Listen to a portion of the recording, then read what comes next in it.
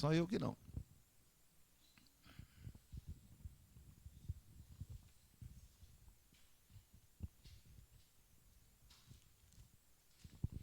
Malaquias, capítulo 1, versículos de 6 a 14. Malaquias 1, de 6 a 14. Todos acharam? O filho honra o pai, e o servo ao seu senhor. Se eu sou pai, onde está a minha honra? Se eu sou senhor, onde o respeito para comigo? Diz o Senhor dos exércitos a vós outros: ó sacerdotes que desprezai o meu nome. Vós dizeis: em que desprezamos nós o teu nome? Cínicos, né? Ofereceis sobre o meu altar pão imundo, e ainda perguntais: em que havemos profanado? Nisto que pensais: a mesa do Senhor é desprezível. Quando trazeis animais cegos para os sacrificardes, não é isso mal? E quando trazeis o coxo ou o enfermo, não é isso mal? Ora, apresenta-o ao teu governador. Acaso terá ele agrado em ti e te será favorável? Diz o Senhor dos exércitos.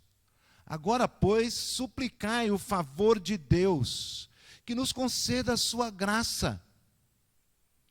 Mas com tais ofertas nas vossas mãos, aceitará ele a vossa pessoa? Diz o Senhor dos exércitos. Tomara houvesse entre vós quem feche as portas,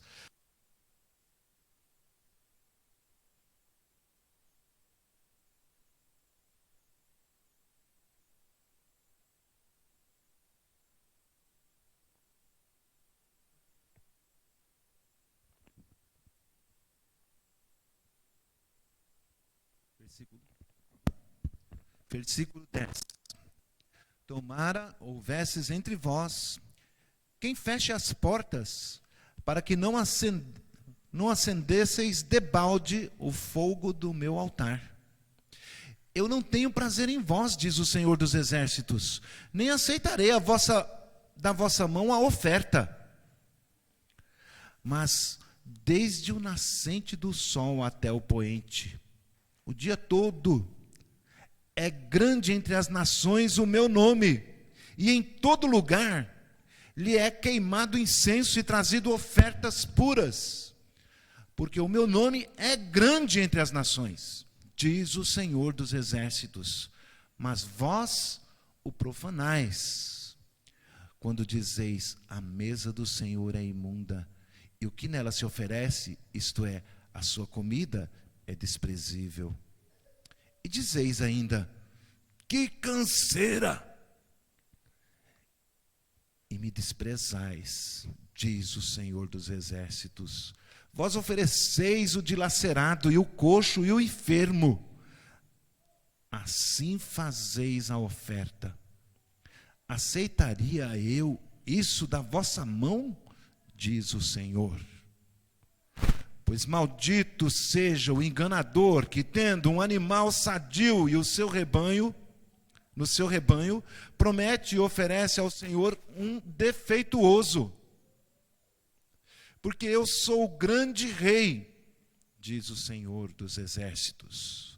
O meu nome é terrível entre as nações. Vamos orar, irmãos. Ó Senhor, Deus dos exércitos, Todo-Poderoso, estamos aqui curvados diante do teu altar, prestando este culto a ti, prostrados, como os 24 anciãos que representava a igreja do Antigo e do Novo Testamento, estavam prostrados diante do trono, somos nós ali representados. E agora, prostrados, rogamos piedade, misericórdia e favor para que o Senhor fale conosco, nos corrija e nos coloque no eixo, de volta ao teu caminho santo. Rogamos em nome de Jesus. Amém.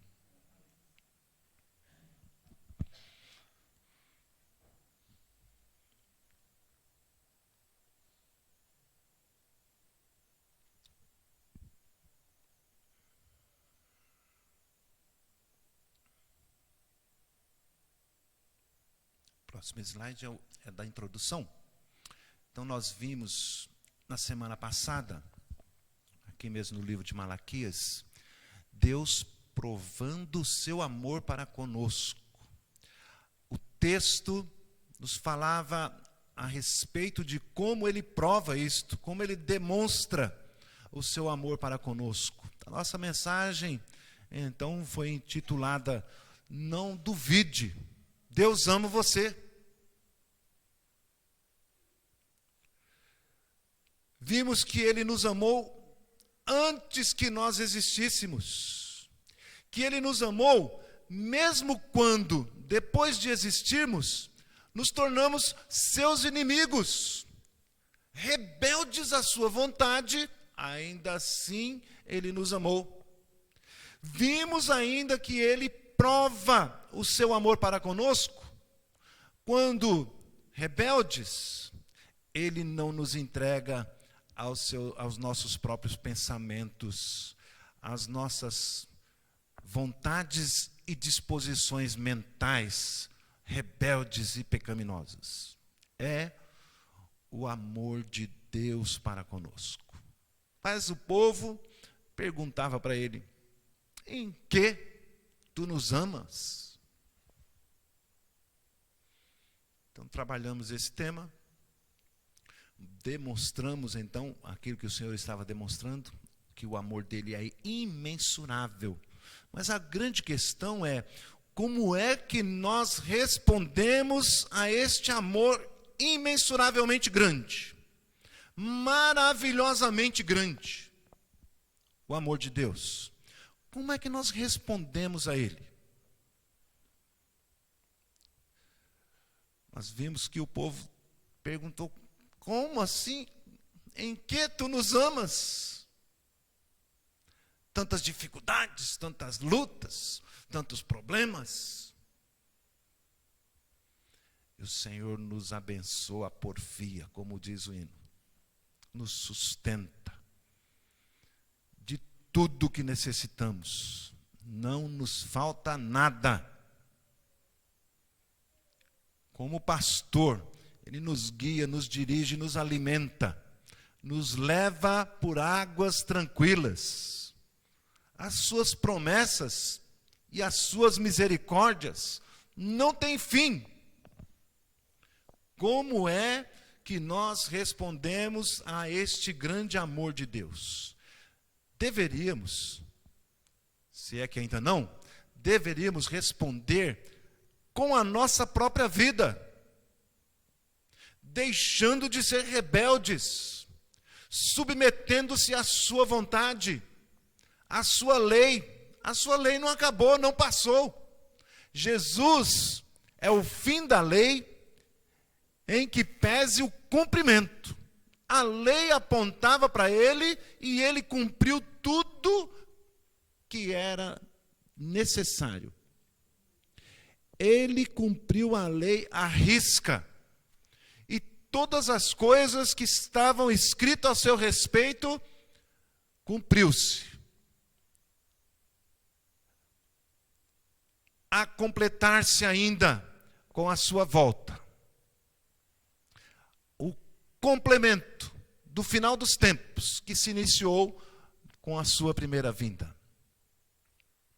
O fim da lei é Cristo, aquele que a cumpriu e aquele para quem a lei apontava. Mas ela não termina, não deixa de existir. ela expressa o quanto somos pecaminosos e expressa qual é a vontade deste Deus Santíssimo.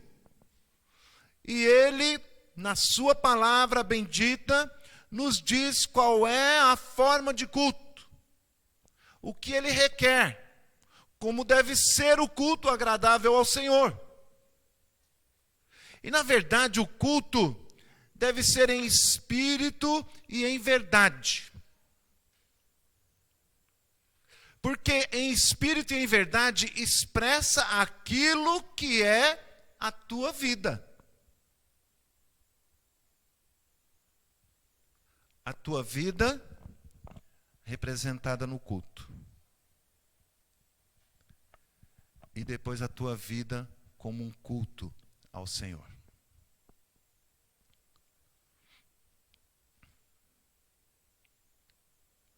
O culto é onde mostramos a nossa verdadeira cosmovisão, a maneira que enxergamos o mundo, como Deus age e atua em nossa vida. Vem à tona na hora que você está cultuando a Deus.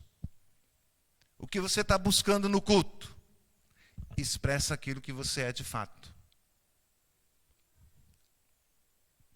O culto é a expressão de como está de fato a nossa vida com Deus. Como lhe respondemos o grande amor que Ele tem demonstrado para conosco. É sobre isto, sobre esta resposta, que nós queremos falar nesta noite.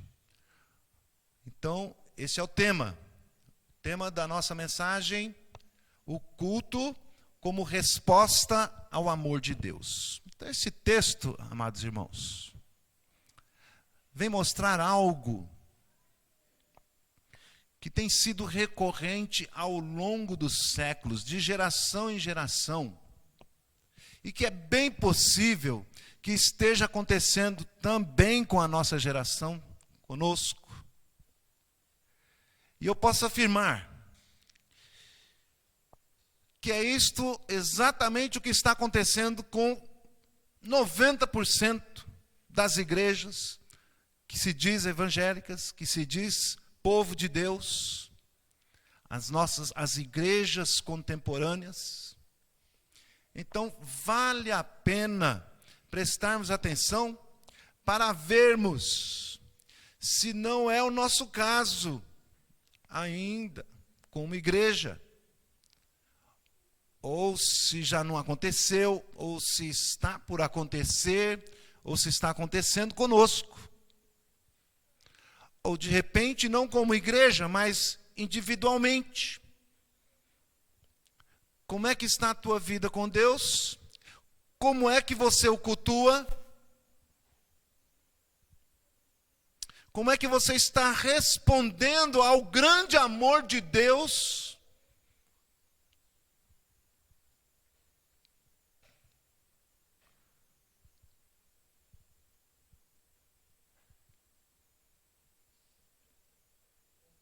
O culto que você presta a Deus revela o quanto você considera o amor de Deus pela tua vida. Nos versos 6 e 7, antes de ir para o primeiro ponto, versos 6 e 7,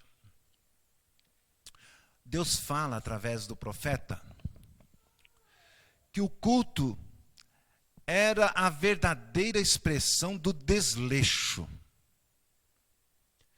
Eles respondiam ao amor de Deus de um modo profano. O povo respondia desleixadamente. Profano, meus irmãos, é aquele que despreza, que não reconhece como verdadeiro aquilo que está sendo dito. Por isso a mensagem na semana passada: não duvide do amor de Deus, que Ele tem provado o seu amor para conosco. E nós desprezamos, né?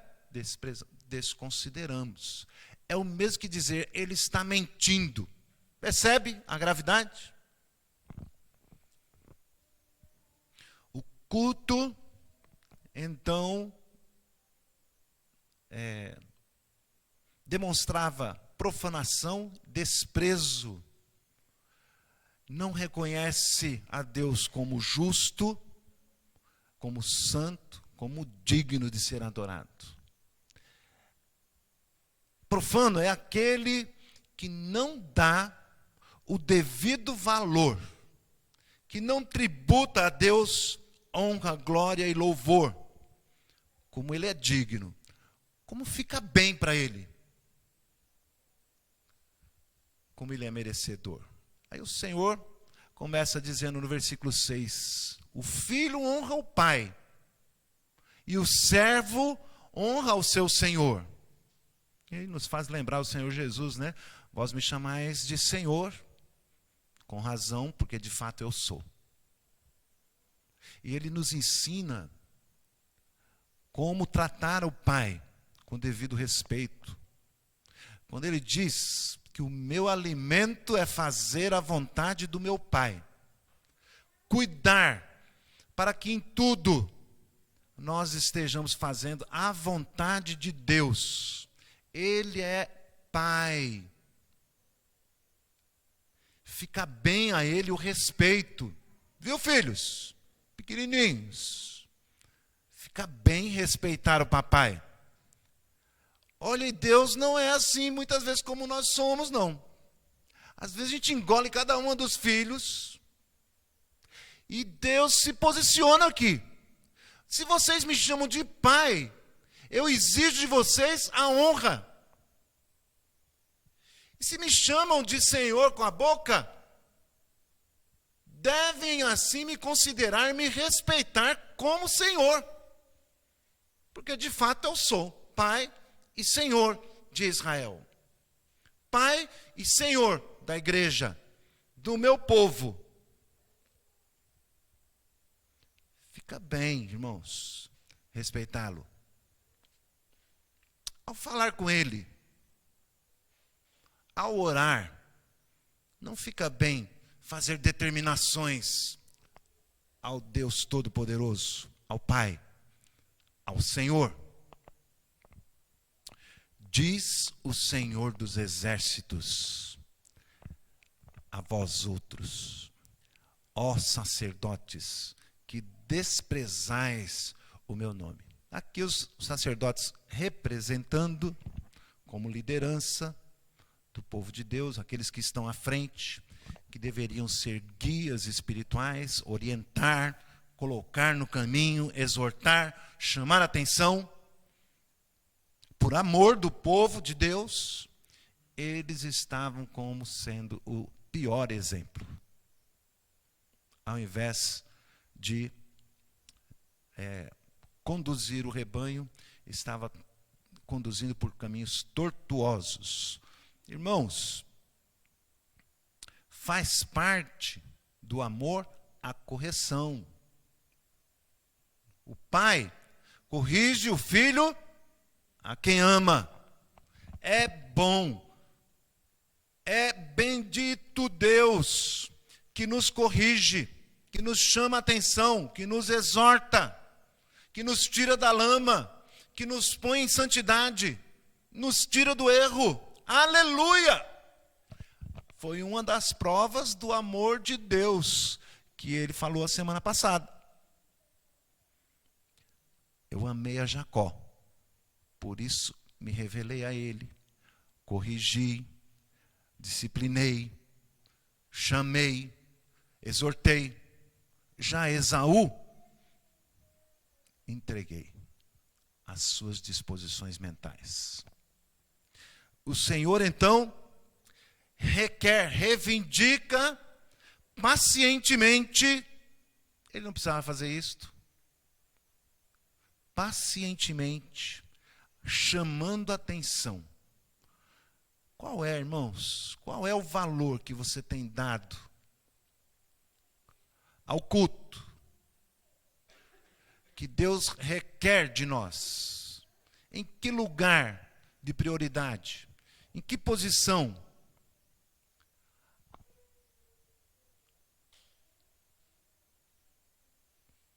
Qual é o valor que você tem dado? O modo como o Senhor disse que tem que ser. Vós dizeis, isto é, vocês respondem com maior cinismo, em que desprezamos o teu nome? O profeta se dirigindo aos sacerdotes, ao povo que estava ali representado. E o Senhor responde. Eu estou admirado, né, com essa paciência, com esse diálogo. Na quarta-feira nós estávamos estudando aqui na soberania de Deus, como é que o profeta Abacuque chega e rasga o coração diante de Deus, fazendo perguntas, questionamentos. O que é isso, Senhor? Como é que o Senhor faz uma coisa dessa? Um povo mau, rebelde, vem contra nós. Um povo mais injusto do que nós. E Deus lhe dá respostas. Eu disse aos irmãos, ainda que tremendo, com temor e tremor, irmãos, Deus requer, não se importa no sentido de que nós podemos sim rasgar o coração diante de Deus, lhe fazendo petições que nos dê entendimento, que nos abençoe, que nos guie. E quando não conseguirmos alcançar o entendimento, que Ele nos console.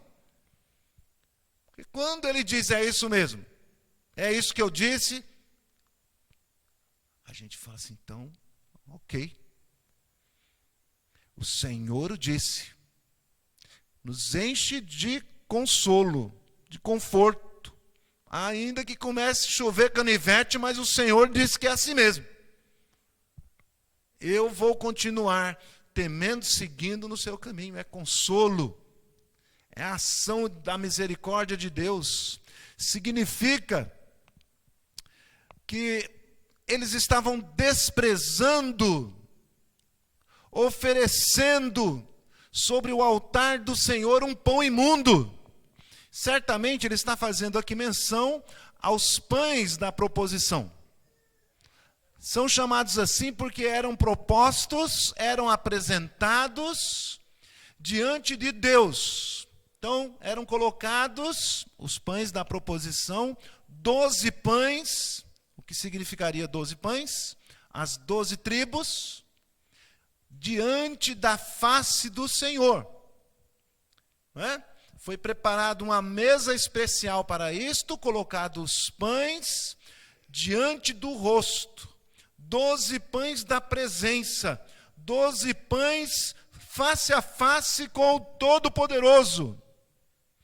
As 12 tribos de Israel estavam ali representadas diante de Deus, como uma oferta, mas com as devidas exigências da parte de Deus, ensinada a Arão, registrada nos livros sagrados, os livros da lei, para que fosse obedecido, porque tinha ali o seu significado, os ingredientes apropriados.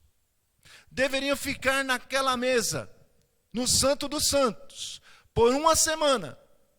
Somente depois disso, viriam novos pães. Aqueles que foram retirados agora podiam servir de alimento, podiam ser comidos somente pelos sacerdotes. Está claro que tem algo especial com esses tais pães da proposição, e porque Deus exigia isto num culto solene, num cerimonial. Pão é o alimento para a vida. Sem alimento não dá para a gente viver. Tá certo? Pode ficar alguns dias. Passar alguns...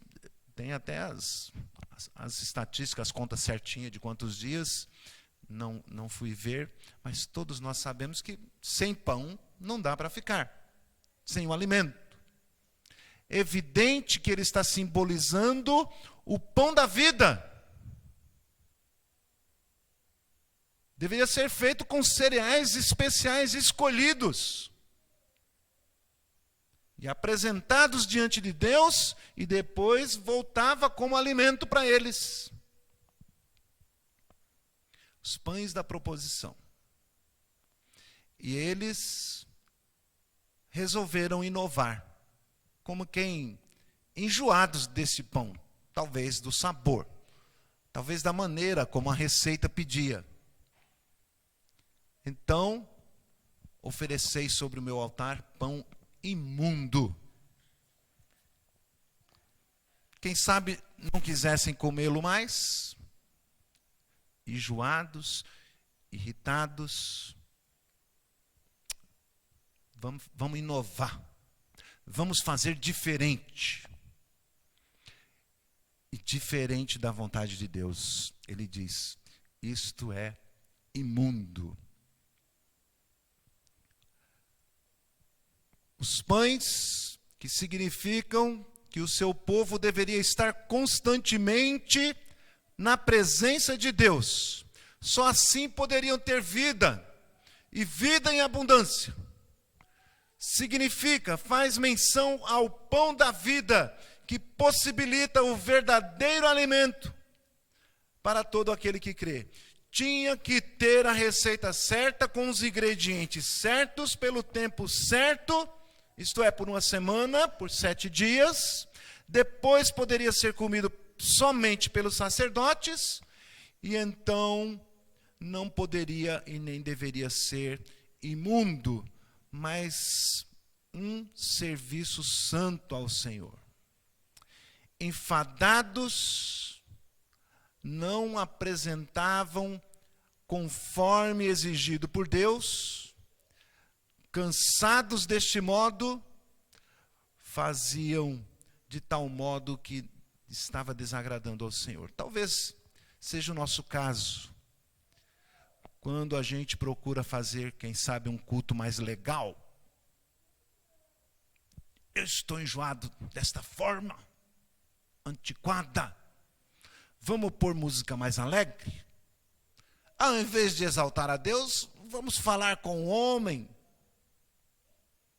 Vamos alegrar o coração das pessoas. Meus irmãos, basta ver que quando um culto tem Deus como centro, coloca as músicas, os textos, as orações, glorificando, adorando, bendizendo, Deus na centralidade, no seu lugar de honra do culto, é a Ele e não ao homem. A igreja parece que não faz muito sucesso. Não são tantos que o buscam. Querem um culto diferente. Vamos colocar dança. É tão lindo. A coreografia, não é? Vamos introduzir coisas novas, alegres. Vamos transformar num show. Vamos pintar a parede de preto, deixar escuro, fazer uma espécie de show.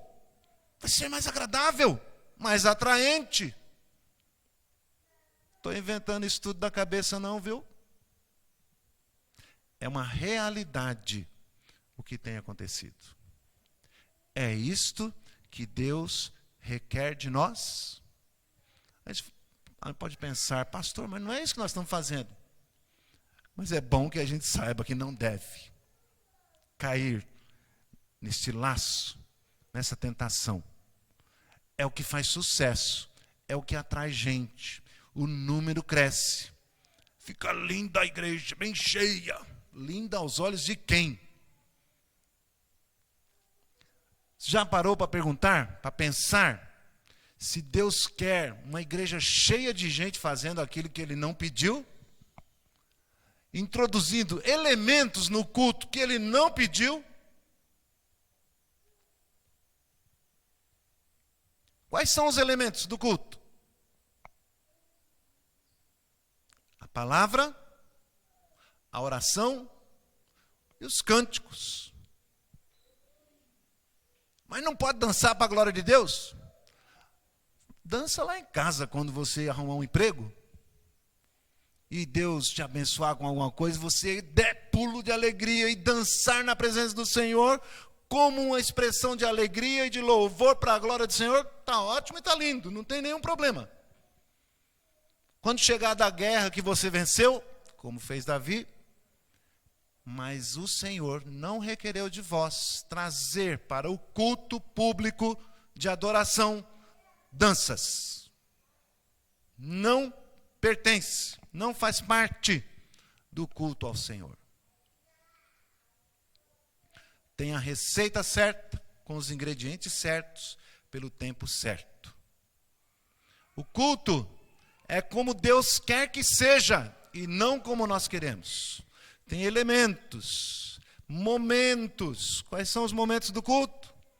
Da adoração. Porque quando chegamos, precisamos nos conscientizar que estamos diante deste Deus Todo-Poderoso, temível em louvores e adoração. Nós nos rendemos, nos prostramos e o adoramos. Diante de tamanha grandeza e majestade, só nos resta o corar de vergonha, nos ajoelharmos, nos prostrarmos em contrição e pedir perdão ao Senhor. Momento da palavra, da ministração. Atenção. Vivacidade. Se você estiver cochilando agora, eu vou fechar o olho para não ver. Descansa. Em casa. Você fala, hoje eu irei ao culto. Eu não posso me cansar. Na hora que o Senhor estiver falando comigo e adormecer, dorme à tarde. Eu não vi quem está cochilando. Dorme à tarde. Se prepara. Consagre-se ao Senhor. Dá a Ele o seu melhor. A sua atenção, o seu entendimento, a sua consagração a Ele. Deus está falando. Como posso virar as costas? Como posso adormecer na meditação da sua palavra? Não estaria eu desprezando as coisas do Senhor? Desconsiderando? Achando de pouca valia? De pouca monta? E ainda perguntais, em que estamos profanando? Em que estamos desprezando? Nisto que pensais, a mesa do Senhor é desprezível. A mesa dos pães da proposição era a mesa coberta de ouro e também contava com moldura e bordadura em ouro, repleta de molduras e perto delas, nos 4 cantos, onde ficavam cada um dos seus 4 pés, foram colocados também 4 argolas de ouro, porque era santa ao Senhor, não poderia ser tocada. Precisavam enfiar varões naquelas argolas para serem carregadas de um lado para o outro, e não era qualquer um. Essas argolas eram usadas como suporte para movimentação. A mesa da proposição ficava ao lado norte do santo lugar, de frente ao candeeiro. Êxodo 40, 22.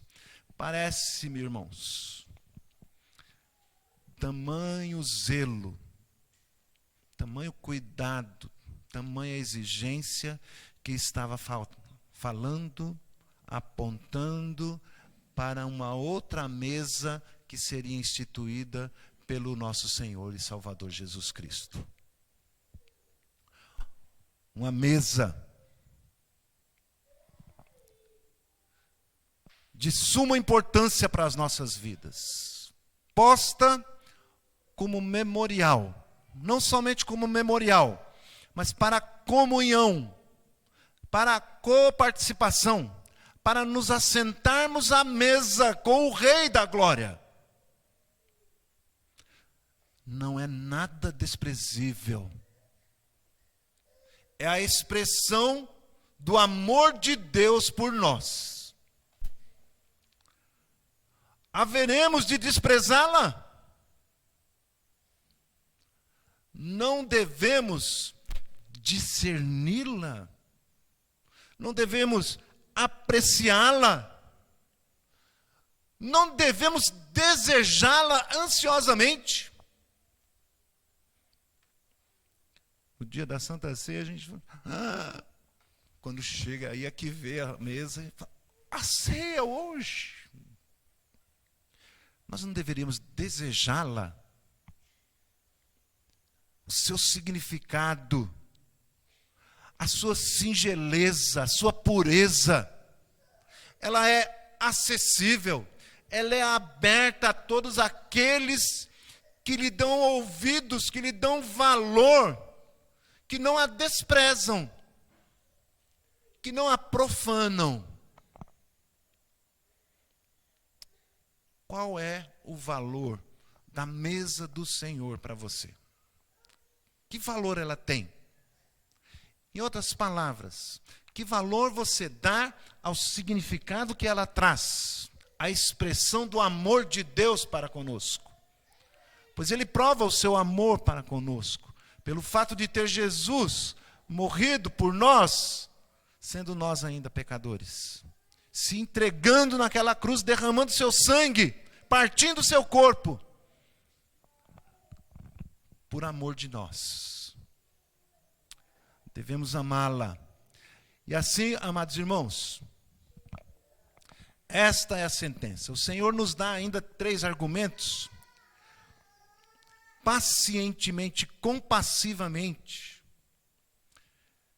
de que é assim, de fato, nós quedamos à profanação, estamos quedados, estamos propensos à profanação, ao desprezo das coisas sagradas, ou por costume, ou por esquecimento, por não agirmos diligentemente em fazer aquilo que Ele requer de nós. Então, a primeira argumentação de Deus, de que de fato se profana o seu amor, a sua deidade, a sua soberania, a sua excelência, nós vamos ver nos versículos 8 e 9. O profano merece ser profanado. Deus argumenta assim para mostrar como é que o povo estava agindo com as coisas santas e como possivelmente muitas vezes nós também agimos. Quando trazeis um animal cego para sacrificardes, não é isso mal? E quando trazeis o coxo ou enfermo, não é isso mal? Quando vamos dar uma oferta, ao invés de oferta, damos como que uma esmola, não é isso mal?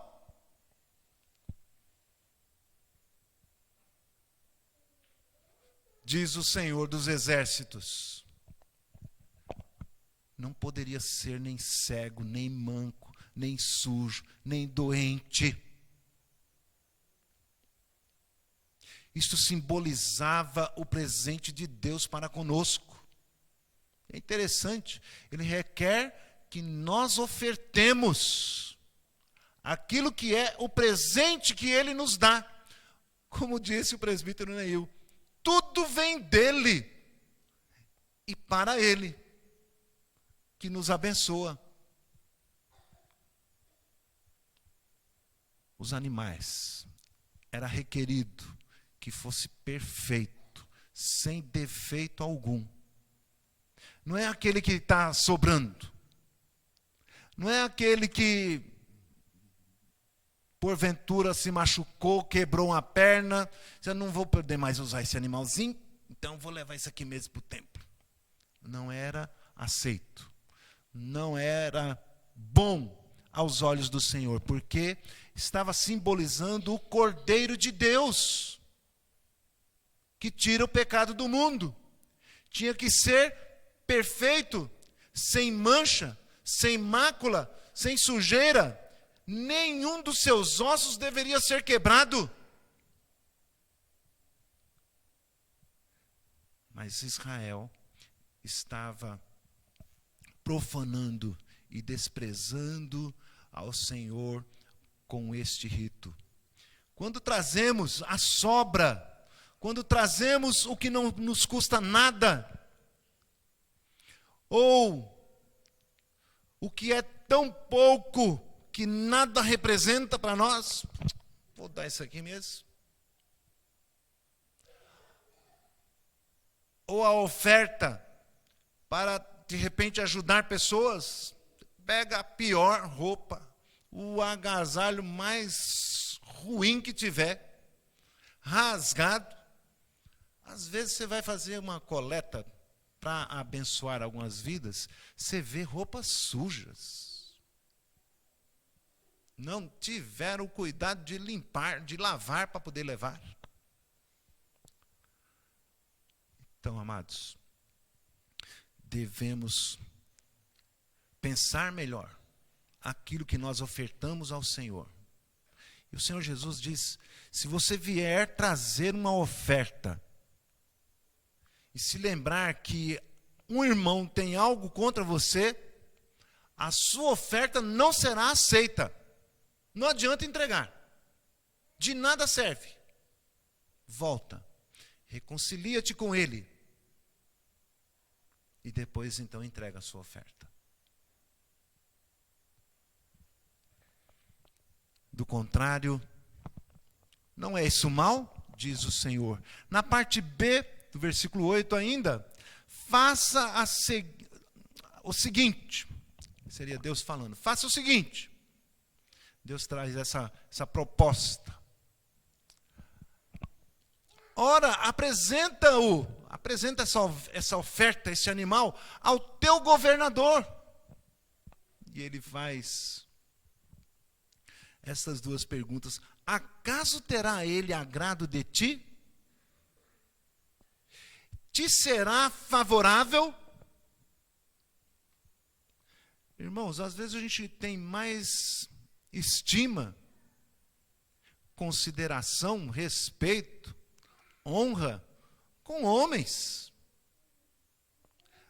O Senhor Deus ainda propôs aqui um certo status aí, né?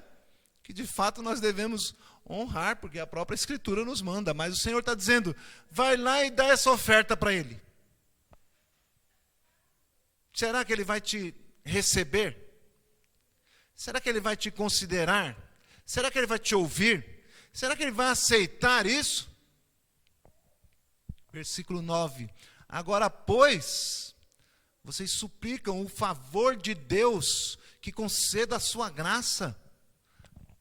Olha que sentença, que afirmação. Mas com tais ofertas nas vossas mãos, aceitará ele, olha só Deus falando na terceira pessoa de si mesmo, aceitará ele a vossa pessoa, diz o Senhor dos Exércitos. Aceitará ele esta pessoa?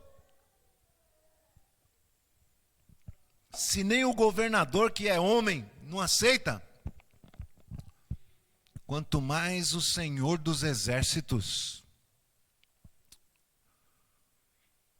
Como é que você quer que eu te aceite em minha presença? Se você tem como desprezível e de nenhuma importância a minha pessoa. Farei o mesmo que faz este governador.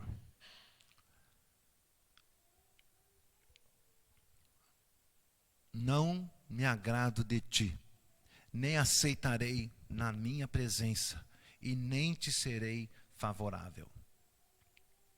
Porque aquele que profana, que despreza o Senhor dos Exércitos, também é por ele desprezado. Quem profana deve ser profanado. Vejamos, irmãos, a gravidade dessas coisas quando nos levantarmos para ofertar alguma coisa ao Senhor. Quer seja o culto simplesmente, quer seja a minha vida, quer seja a oferta, o dízimo. O que nós estamos ofertando ao Senhor?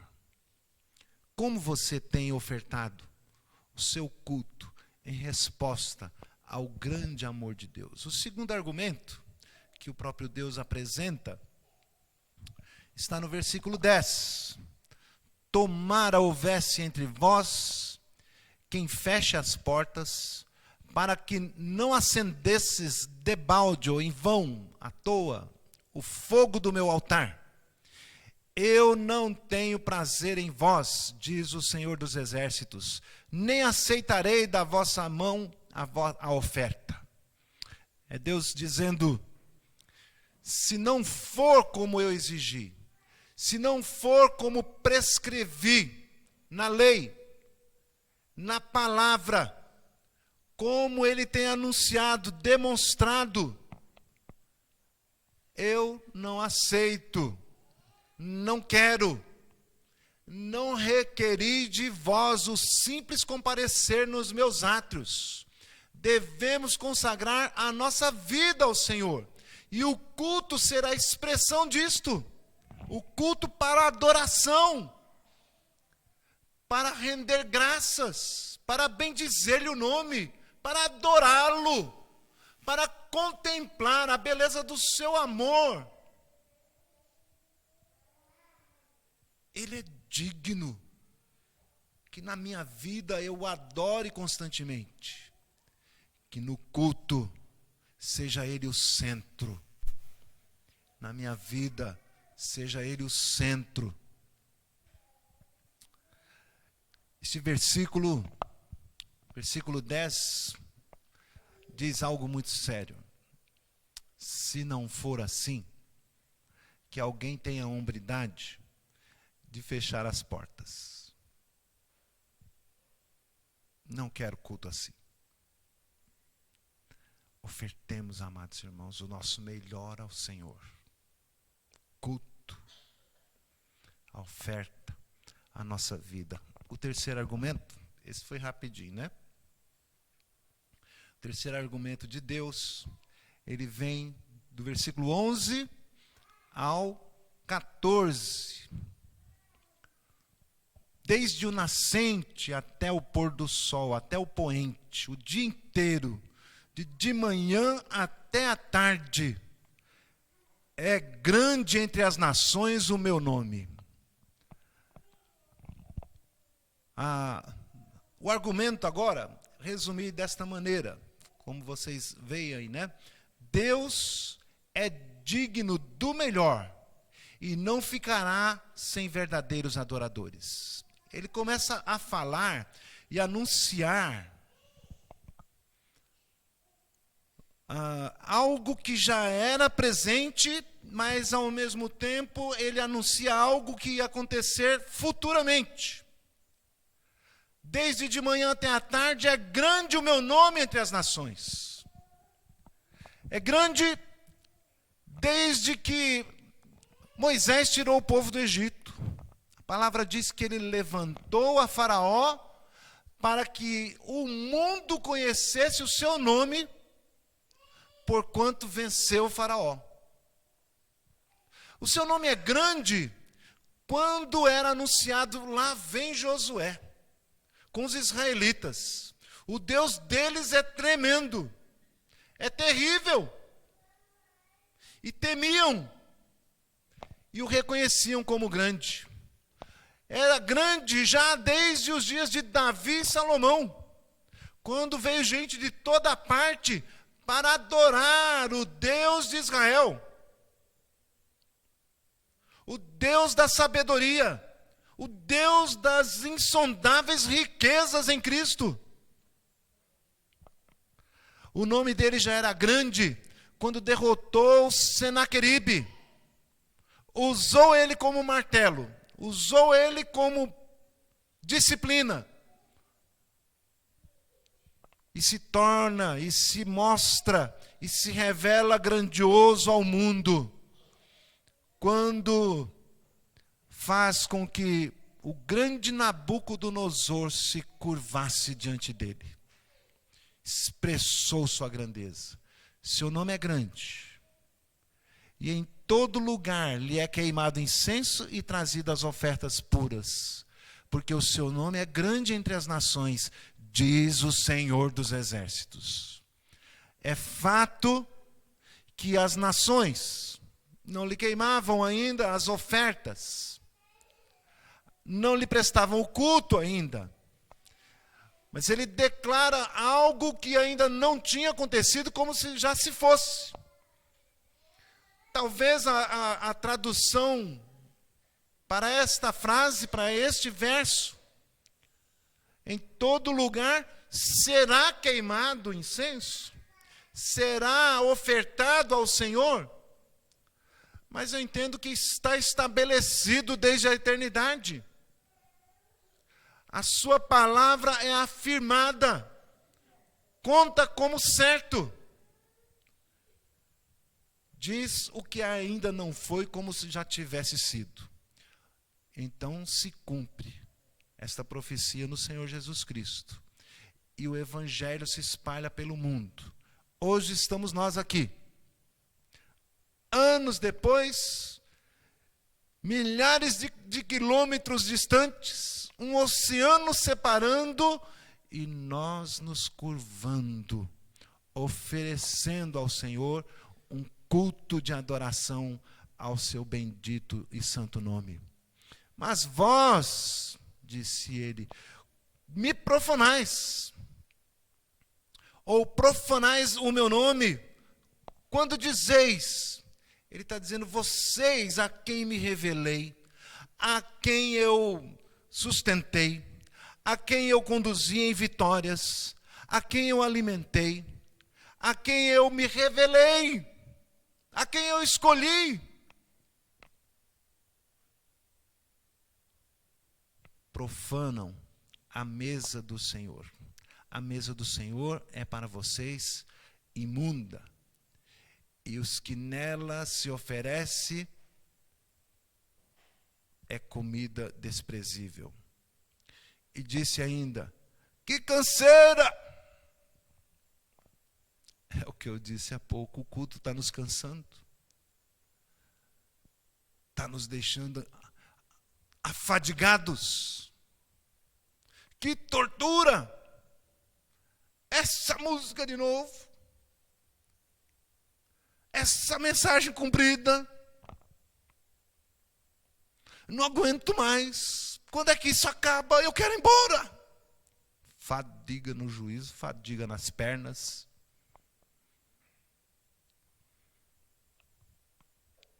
E me desprezais, diz o Senhor. E aí, enganam-se a si mesmos, pensando que estão enganando a Deus.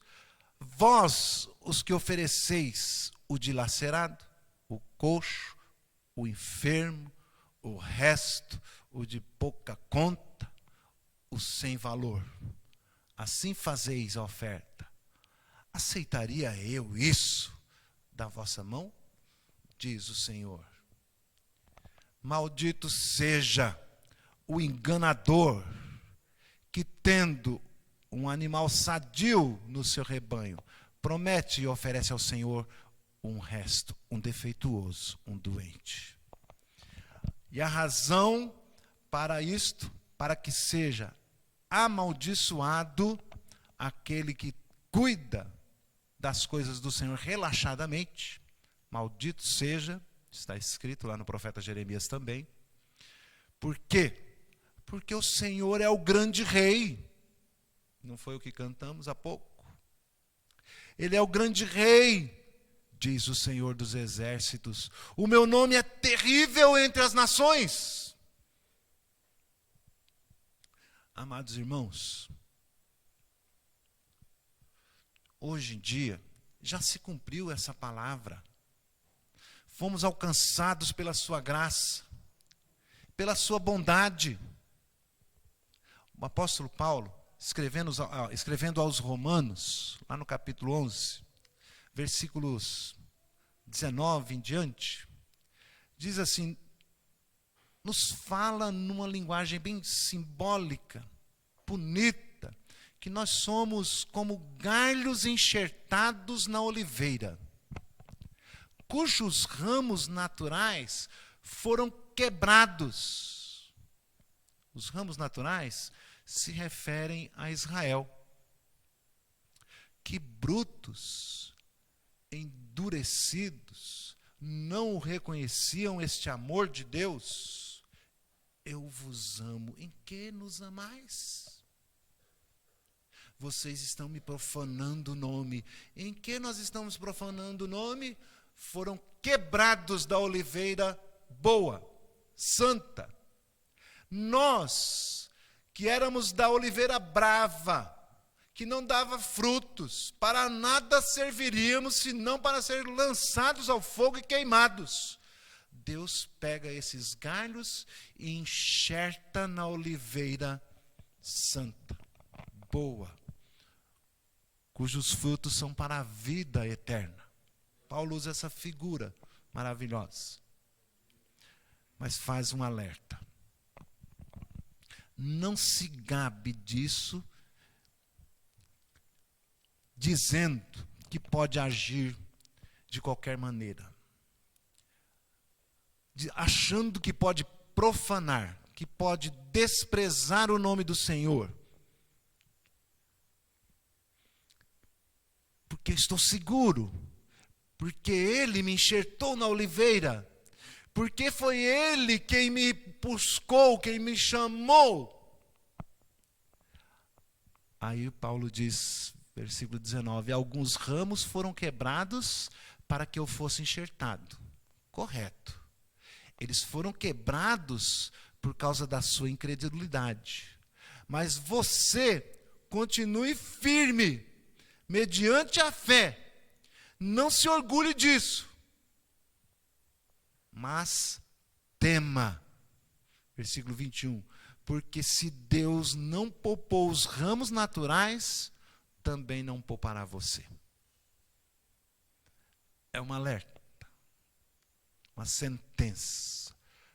Como está a minha vida, como está o meu culto ao Senhor? Esta, meus irmãos, é a conclusão. Quão importante é para você o culto ao Senhor? Essa importância, ou o grau dessa importância, revela o quão grato você é pelo grande e imensurável amor de Deus. A importância que você dá ao culto revela o quanto você conhece a Deus. Mais que isso, demonstra o quanto você considera este amor do grande e temível Deus. Mais que isso ainda, a forma como você cultua demonstra o quanto você o ama.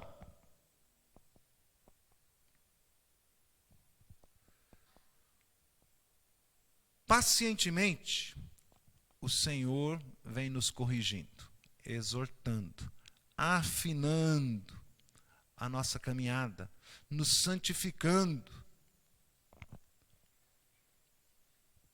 chamando a atenção. Levemos a sério, meus irmãos. Levemos a sério as coisas de Deus. Maldito todo aquele que faz as coisas de Deus relaxadamente. Não é, em hipótese nenhuma, aceitável ao Senhor. Se tudo que nos é posto à mão para fazer, devemos fazer bem feito, quanto mais as coisas do Senhor devem ser com zelo, com consagração total, com dedicação, reconhecendo a expressão do seu amor para conosco. Devemos, então, como aplicação, conscientizar-se de quem é este Deus tremendo. Que amor é este que Ele tem derramado? A conscientização, o discernimento, vem mostrar a grandeza de Deus. Só nesse trechinho aí que nós lemos de Malaquias, ele disse 7 vezes: eu sou o Senhor dos exércitos, Senhor das batalhas, que vence as tuas batalhas, que venceu o teu maior inimigo, ou os teus 3 maiores inimigos, a saber, o diabo, a carne e o mundo, foram vencidos pelo Senhor dos exércitos, para que você tivesse a vitória, para que você andasse em triunfo, amando-o, respeitando-o, temendo-o. Ele é Pai, Ele é Senhor, Ele é Deus terrível, terrível nas batalhas. Não é qualquer um, não é qualquer coisa, também não é qualquer coisa que podemos dar ou oferecer para Ele. Adoremo-lo como Ele requer de nós, em obediência, com temor e tremor. Ele não aceita culto de qualquer jeito. Entreguemos a Ele o melhor da nossa vida. Não façamos de modo hipócrita. Ele quer o nosso coração, pois o culto deve ser um reflexo da nossa vida. E a nossa vida deve ser um culto ao Senhor. Amém, queridos? Que Deus nos dê graça, que Deus nos dê entendimento, para que nós possamos corrigir rotas, andar na sua presença e dar a Ele o nosso melhor, servi-lo como Ele é digno. Amém? Vamos convidar os amados irmãos presbíteros que venham à frente para que nós possamos ministrar a santa ceia do Senhor.